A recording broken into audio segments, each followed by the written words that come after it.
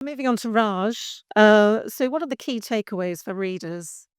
Thanks, Jill. So the key takeaway is clearly it's the next Shakespeare Machiavelli book, right? So get it from your bookstores. The biggest takeaway is well, the first one: the odds are not in your favor, right? So essentially, 70 to 85% of transformations either result in under delivery or complete and utter failure, and that's a whole bunch of studies that we saw in the book.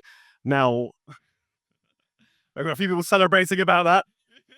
Just warning you. I feel like a few clients recognize that statistic. Um, and it just shows that this stuff is difficult, right? And that's the reality with which we open our book. And that's the problem we're trying to solve.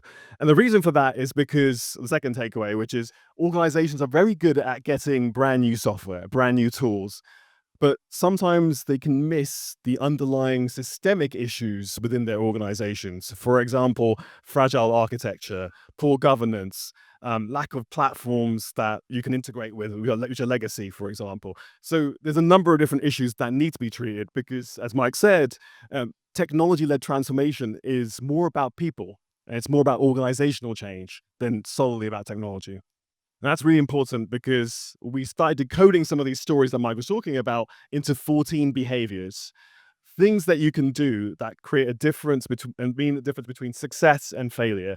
So, for example, tackle complexity early, right? Because delaying it just increases your risk, or frame the right problem in the right way. Because you'd be surprised how many organizations are working really hard on something that might not be the right problem, or build psychological safety because that gives your teams the ability to surface bad news early, and those things are really really important.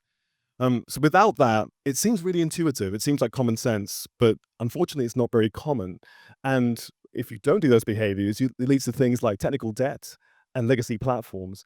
And they don't just slow organizations down; they can have quite damning consequences, as we saw with we cover a few case studies in the book about Volkswagen and the software crisis that happened and really crippled their brand, as well as the Horizon post office scandal, which not only damaged livelihoods but also lives.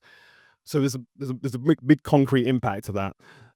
So I guess in summary, the final takeaway then is that technology led transformation has to be human led at its core in order to be successful.